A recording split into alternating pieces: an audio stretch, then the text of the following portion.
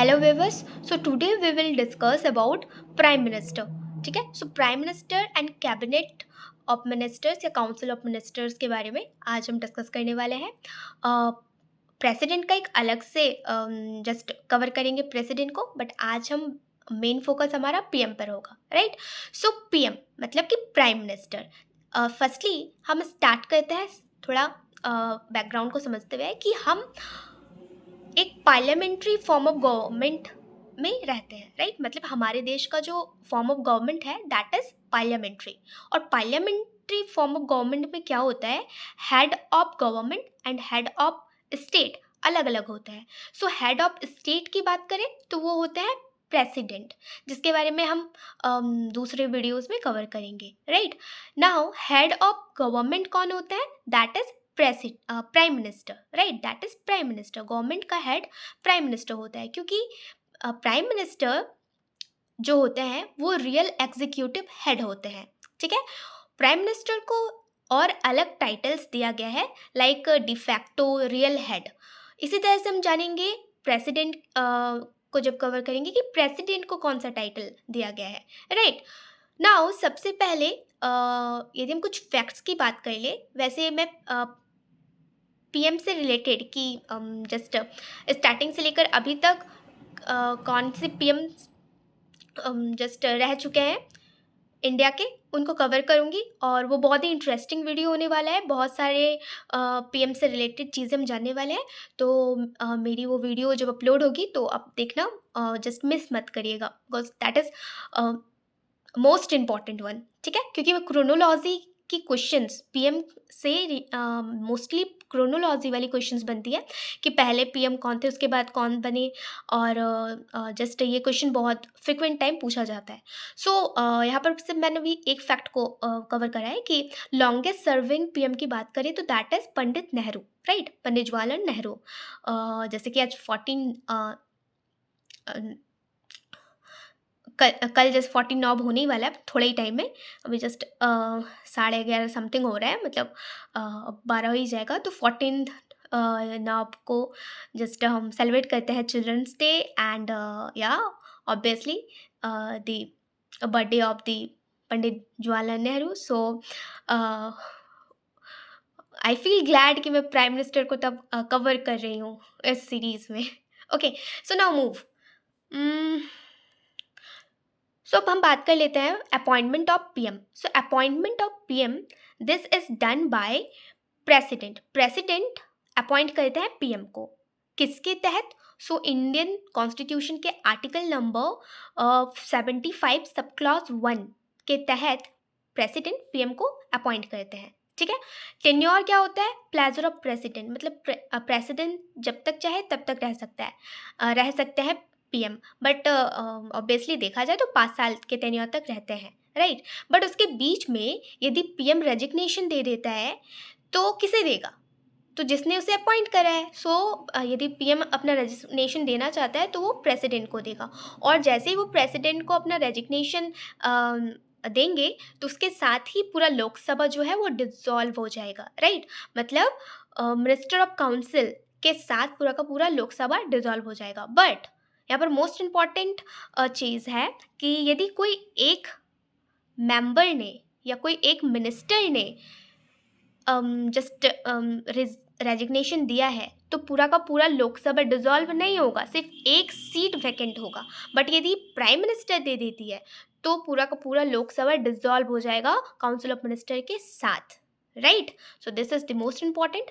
और यहाँ पर एक चीज़ मैंने जस्ट डाली हुई है, दैट इज डिस्क्रिमिनेटरी पावर। ये क्या होता है, हमारा इंडियन कॉन्स्टिट्यूशन का आर्टिकल नंबर 74 stated that कि president will be born to act on the advice of the cabinet, right. मतलब प्रेसिडेंट हमेशा मंत्रिमंडल के सलाह पर या पीएम के सलाह पर ही काम करेगा। बट जब पीएम को अपॉइंट करना हो तब तो लोकसभा फॉर्मेशन में नहीं है, राइट। तो पीएम प्रेसिडेंट को कौन गाइड करेगा या किससे वो सलाह लेंगे। तो उस टाइम में क्या होता है, डिस्क्रिमिनेटरी पावर वैसे पावर को कहा गया है प्रेसिडेंट के, जो कि बिना काउंसिल ऑफ मिनिस्टर या प्राइम मिनिस्टर के सजेशन के बिना प्रेसिडेंट किसी भी जस्ट मैटर पर अपना वॉलेंट्री एक्शन या डिसीजन ले सकते हैं, राइट? वॉलेंट्री डिसीजन ले सकते हैं।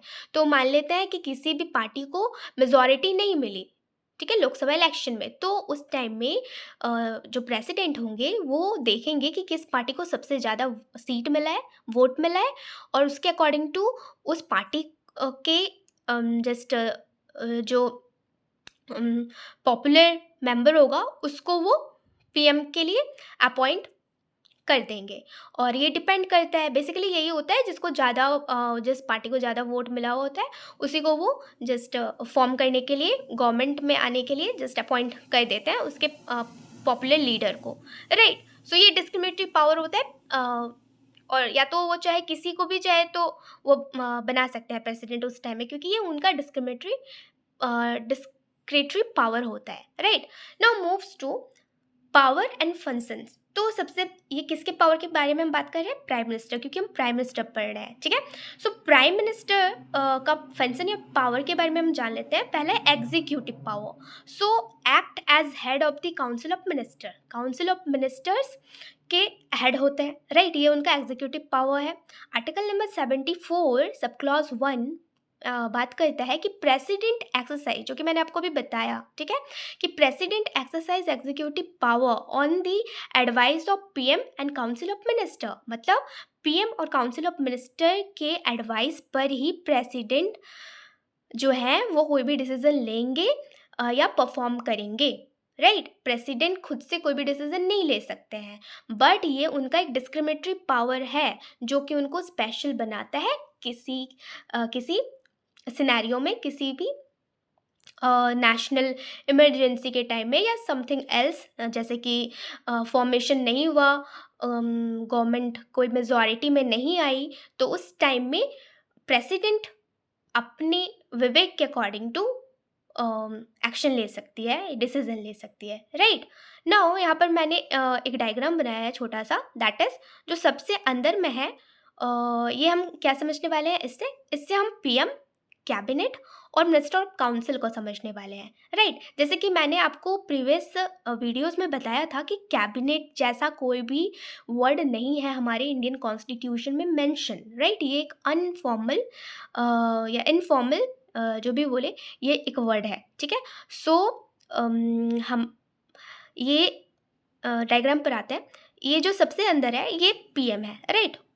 उसके बाहर वाला जो सर्कल आपको दिख रहा है दैट इज कैबिनेट, और सबसे बाहर वाला जो सर्कल आपको दिख रहा है that is council of ministers. So council of ministers में सारे मेंबर्स इंक्लूड होते हैं, ऑलमोस्ट 70 से 80 मेंबर्स होते हैं, ठीक है? उसके बाद ये जो कैबिनेट आपको दिख रहा है सेकंड वाला सर्कल, उसमें 15 से 20 मेंबर्स ही होते हैं, ठीक है? एंड सबसे अंदर होते हैं प्राइम मिनिस्टर। मतलब प्राइम मिनिस्टर और ये कैबिनेट होते क्या है? ये इंपॉर्टेंट मिनिस्टर्स होते हैं। मतलब प्राइम मिनिस्टर अपना जो भी इम्पोर्टेंट डिस्कशन या जस्ट बात या सलाह मशवरा करते हैं वो कैबिनेट के साथ करते हैं। मतलब जिसको इम्पोर्टेंट पोर्टफोलियो पीएम के द्वारा दी जाती है, मिनिस्ट्रीज अलॉट की जाती है मिनिस्टर्स को, that comes under cabinet, right?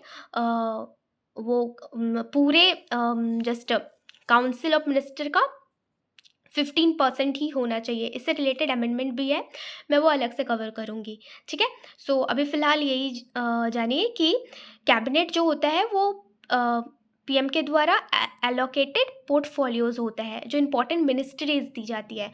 But council of minister ये वर्ड कॉन्स्टिट्यूशन में मेंशन है, कैबिनेट कहीं नहीं है, right? So council of ministers वो सारे मेंबर्स होते हैं, सारे मिनिस्टर्स होते हैं। बट कुछ भी खास बात डिस्कशन करना हो फॉरेन अफेयर से रिलेटेड, होम अफेयर से रिलेटेड, वो बस पीएम अपने कैबिनेट्स के साथ ही मिलकर करती है ताकि बात बहुत बाहर तक ना फैल जाए, राइट? सो ये एक डायग्राम है ministers, council of minister, cabinet और पीएम को समझने के लिए, क्योंकि पीएम जब हम कवर करते हैं तो पीएम लोकसभा के लिए रिस्पॉन्सिबल होते हैं, right? And minister of council collectively responsible होता है लोकसभा के लिए। सो जब हम पीएम को कवर करते हैं तो पीएम के साथ हमें काउंसिल ऑफ मिनिस्टर्स या कैबिनेट को भी जस्ट इसी में समझना रहता है। सो नाउ मूव टू कि अम, जैसे इसमें जब हम कैबिनेट समझ ही रहे हैं तो एक और वर्ड आता है, that is kitchen cabinet. Kitchen cabinet क्या होता है? किचन कैबिनेट होता है कि जो भी आउटसाइडर्स होते हैं, मतलब कि आउटसाइडर बोलने का मतलब वो कोई मिनिस्ट्रीज़, ना तो कोई मिनिस्टर है, ना तो उनके पास कोई मिनिस्ट्रीज़ है, बट वो आउटसाइडर है। जैसे कि मान लेते हैं फिल्म इंडस्ट्री से हो सकते हैं, मीडिया से हो सकता है, क्रिकेटर हो सकता है, अदर कोई भी प्रोफ़ेशन से हो सकता है, जो पॉलिसी बनाने में पीएम को सपोर्ट कर रहे होते हैं, या कोई किसी तरह से इन्फ्लुएंस कर रहे होते हैं, डिसीज़न्स के थ्रू, एक्शंस के through, right? So those are called kitchen cabinet. ठीक है? उनको, उनके ग्रुप्स को या उनको हम किचन कैबिनेट कहते हैं, जो कि पीएम के बहुत क्लोज़ होते हैं। ठीक है? तो close one two PM. Okay, now appointments की हम बात कर लेते हैं। तो अपॉइंटमेंट्स मतलब कि advice the president with the aid and advice of PM. मतलब कि यहाँ पर हम जितने भी सारे देख रहे हैं कि गवर्नर ऑफ स्टेट, ईसीई मतलब चीफ इलेक्शन कमीशन, सीएजी मतलब कैग कंट्रोलर ऑडिटर जनरल, ठीक है, chief of armed force, ambassador to other countries, इन सबको अपॉइंट करते हैं प्रेसिडेंट, राइट? पढ़ तो हम रहे हैं पीएम, तो प्रेसिडेंट क्यों करते हैं? सारी को appoint president, but on the advice and aid of PM. So करने का मेन काम प्रेसिडेंट का होता है, बट उसके पीछे जो मेन हाथ होता है, राइट, वो प्रेसिडेंट का होता है, क्योंकि पीएम के एडवाइस या एड पर ही वो जस्टिस को अपॉइंट करते हैं, राइट? नाउ अब नेक्स्ट पावर की हम बात कर लेते हैं, तो that is legislative power. So PM का लेजिस्लेटिव पावर क्या होता है कि वो लिंक बिठाने का काम करती है between the council of ministers and president, right? Now moves to financial power. Financial power मतलब इकोनॉमिक प्लानिंग से related PM just financial power में इकोनॉमिक प्लानिंग से रिलेटेड वर्क आता है। And foreign policy, next foreign policy power, इसमें क्या होता है कि रिप्रेजेंट करते हैं इंडिया को इंटरनेशनल फोरम्स या नेगोशिएशंस में। कौन? पीएम, ऑब्वियसली, क्योंकि हम पीएम के बारे में भी पढ़ रहे हैं, राइट? तो पीएम के पावर्स के बारे में जान रहे हैं। इमरजेंसी पावर क्या है? मतलब पीएम का क्या होता है? So article number 352, right, Indian constitution का article 352 deals with national emergency, और इसमें अमेंड करा गया था 44th अमेंडमेंट एक्ट 1978 में। वाई? सो इसके थोड़े हिस्ट्री में हम जाते हैं। सो हमारी कंट्री में सबसे पहला अमेंडमेंट इंदिरा गांधी के पीरियड में लगा था इन द ईयर 1975, ठीक है? सो मोस्टली लोग कहते हैं कि इंदिरा गांधी ने इमरजेंसी लगाई, बट इमरजेंसी प्राइम मिनिस्टर नहीं लगा सकता, तो फिर इंदिरा गांधी का नाम क्यों आता है? उस टाइम में प्रेसिडेंट थे, 1975 में प्रेसिडेंट थे फखरुद्दीन अली अहमद, राइट? और इंदिरा गांधी ने माल प्रैक्टिस करते हुए इलेक्शन को जीत लिया था, और इसे चैलेंज राजनारायण ने इलाहाबाद हाई कोर्ट में कर दिया। सो जब इलाहाबाद हाई कोर्ट में कर दिया तो मोस्टली इस टाइम पर देश में बहुत ज़्यादा इंटरनल डिस्टर्बेंस क्रिएट हो गया, इंटरनल डिस्टर्बेंस, और ये बोल कर ही इमरजेंसी लगाया गया था, है ना? सो ये इंटरनल डिस्टर्बेंस मतलब कि मेनली इंडिया का गुजरात और बिहार इस जस्ट विरोध में शामिल था। उस टाइम में जयप्रकाश नारायण जैसे लीडर्स भी उभरे, जिन्होंने बहुत ही पीसफुल तरीके से प्रोटेस्ट किया कि हमें ये गवर्नमेंट नहीं चाहिए, बिकॉज इन्होंने माल प्रैक्टिसेस यूज़ करा है इलेक्शन को जीतने के लिए। फ्री एंड फेयर इलेक्शन नहीं हुआ है, जो कि बेसिक स्ट्रक्चर का वायोलेशन है, right? So free and fair election नहीं हुआ है। सो उस टाइम में जेपी नारायण जैसे लोग उभरते हैं और प्रोटेस्ट करते हैं इंदिरा गांधी को। तो इंदिरा गांधी ने बहुत ही शातिर तरीके से प्रेसिडेंट को कॉल लगाया, और उन्होंने जस्ट ये कहा कि कंट्री में इंटरनल डिस्टर्बेंस क्रिएट हो गया है, राइट। एंड आप emergency, that is national emergency घोषित कर दो। तो इंदिरा गांधी के से इन्फ्लुएंस होकर या इंदिरा गांधी के कन्विंस करने की वजह से फ़खरुद्दीन अली अहमद, जो कि उस टाइम में प्रेसिडेंट थे, उन्होंने नेशनल इमरजेंसी डिक्लेयर कर दिया। राइट। नाउ अब इसका इम्पोर्टेंस आप समझ सकते हो कि 44th अमेंडमेंट एक्ट 1978, राइट, में ये बोला गया कि अब देश में कभी भी इंटरनल डिस्टर्बेंस के नाम पर इमरजेंसी नहीं लगाई जा सकती है जब तक कि आर्म्ड रिबेलियन ना हो, सशस्त्र बल का प्रयोग ना हो, तब तक इमरजेंसी इंटरनल डिस्टर्बेंस के नाम से नहीं लगाई जा सकती है। और अब लिखित में देना पड़ेगा नेशनल इमरजेंसी लगाने के लिए। मिनिस्टर ऑफ काउंसिल के सजेशन पर ही पीएम कोई भी डिसीजन लेंगे, ऐसे नहीं ले सकते हैं, स्पेशली ऑन दी इमरजेंसी को लगाने से रिलेटेड। तो ये बहुत ही इम्पोर्टेंट वाला हिस्ट्री है हमारा, जो कि इमरजेंसी से रिलेटेड है। Right. Now moves to role in defence and security. So PM का क्या रोल होता है डिफेंस एंड सिक्योरिटी में? सो पीएम जो होते हैं वो एक्ट एज चेयरपर्सन की तरह रोल को प्ले करते हैं दो इम्पॉर्टेंट अथॉरिटी में। जैसे कि पहला है cabinet committee on security, security के कैबिनेट कमेटी होते हैं, एंड न्यूक्लियर कमांड अथॉरिटी के भी ये चेयरपर्सन होते हैं। तो ये दोनों के चेयरपर्सन होते हैं, कैबिनेट कमेटी ऑन सिक्योरिटी के भी चेयरपर्सन होते हैं, एंड न्यूक्लियर कमांड अथॉरिटी के भी चेयरपर्सन होते हैं। मोस्ट इंपॉर्टेंट यहाँ पर आता है कि प्लानिंग कमीशन, राइट, जो कि 5 years के लिए प्लान बनाता था और 1950 में इंट्रोड्यूस्ड हुआ था, इसे अब मोदी गवर्नमेंट ने खारिज कर दिया है और इसकी जगह पर अब नीति आयोग आ चुका है, that is the think tank of India. ये इसलिए मैंने यहाँ पर मेंशन करा है बिकॉज हम जब चेयरपर्सन की बात करते हैं तो नीति आयोग के भी चेयरपर्सन जो होते हैं वो ऑब्वियसली पीएम ही होते हैं। तो जो भी पीएम के पोस्ट पर होगा वो इन सब का जस्ट चेयरपर्सन होगा। राइट। नाउ मूव्स टू कि कुछ इंपॉर्टेंट आर्टिकल्स या प्रोविजन जो पीएम से रिलेटेड है। तो हमने बहुत सारे वैसे कुछ कुछ अभी जाने हैं, बट अभी हम थोड़ा ब्रीफली इसको जानेंगे। जैसे आर्टिकल नंबर 74 सब क्लॉज 1 बात करता है council of minister with the PM at the head से shall aid and advise the president. मतलब कि प्रेसिडेंट पीएम और काउंसिल ऑफ मिनिस्टर के एडवाइस पर ही काम करेगा। Right.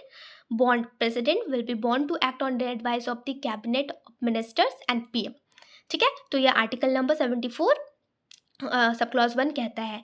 Now article number 75 sub clause 1 क्या कहता है कि PM appointed by president, PM का अपॉइंटमेंट प्रेसिडेंट के थ्रू होगा, ये आर्टिकल नंबर 75 कहता है। राइट। और अदर मिनिस्टर्स का भी, और अदर मिनिस्टर मतलब पीएम को अपॉइंट करेंगे president and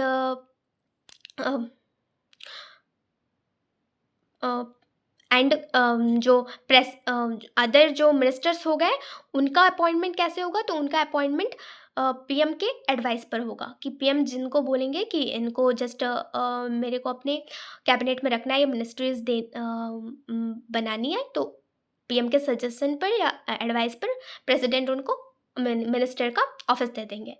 now move to article 75 sub clause 2। ये बात करता है कि ministers hold office during the pleasure of the president. जब तक प्रेसिडेंट चाहे मिनिस्टर होल्ड कर सकता है ऑफिस को। Right. Now article 75 sub clause 3 ये डील्स करता है कि council of minister collectively responsible to Lok Sabha. Council of minister collectively responsible होता है लोकसभा के प्रति। राइट। सो यदि लोकसभा भंग होती है तो काउंसिल ऑफ मिनिस्टर भी खुद ब खुद भंग हो जाएगी। राइट। सो लोकसभा भंग होती है बिकॉज ऑफ यदि प्राइम मिनिस्टर रेजिग्नेशन दे देते हैं तो प्राइम मिनिस्टर के रेजिग्नेशन देने की वजह से लोकसभा भंग होगा, लोकसभा भंग होगा तो पूरा का पूरा काउंसिल ऑफ मिनिस्टर ही भंग हो जाएगा। बट मोस्ट इंपॉर्टेंट कि काउंसिल ऑफ मिनिस्टर में यदि कोई एक मिनिस्टर या मेंबर अपना रेजिग्नेशन देता है तो उनका सिर्फ सीट वैकेंट होगा, पूरा का पूरा लोकसभा डिसॉल्व नहीं होगा। ठीक है। सो ये बहुत सारी छोटी छोटी चीज़ें होती हैं पॉलिटिकल जस्ट पॉल साइंस में कि हम जब ध्यान नहीं देते या ध्यान से समझते नहीं इन चीज़ों को तो आगे जाके हमको बर्डन फील होने लगता है कि मेन कोर क्या है, मेन आइडिया क्या है, कौन किससे रिलेट कर रहा है। सो इंटरलिंकिंग या इंटरकनेक्टिविटी तब आएगी जब आप छोटे छोटे पहलुओं को, चीज़ों को इंटरकनेक्ट करोगे और बहुत ही बारीक तरीके से उसको समझते हुए आगे चलोगे, राइट। सो नेक्स्ट है, और मेरा बेसिकली मैं जो ये कर रही हूँ, मैं जो सीख रही हूँ वो आप तक लाने की कोशिश कर रही हूँ, ताकि आप सीखो और आप भी पढ़ो। सो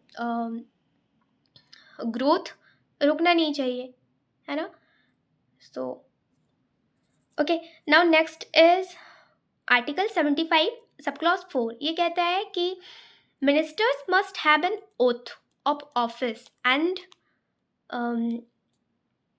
सिक्रेसी बिफोर एंटरिंग ऑफिस। मतलब कि मिनिस्टर्स के ओथ से related article 75 sub clause A बात करता है। Now moves to removal procedure. किसके रिमूवल की बात हो रही है? पीएम के, ऑब्वियसली। तो 3 तरीके से यहाँ पर बात करी गई है कि पीएम जो है वो रिमूव करे जा सकते हैं। पहले तो एक वो सेल्फ अपने वॉलेंट्री से रेजिग्नेशन दे देते हैं प्रेसिडेंट को, तो ठीक है। प्रेसिडेंट को क्यों? क्योंकि वही उनको अपॉइंट करते हैं।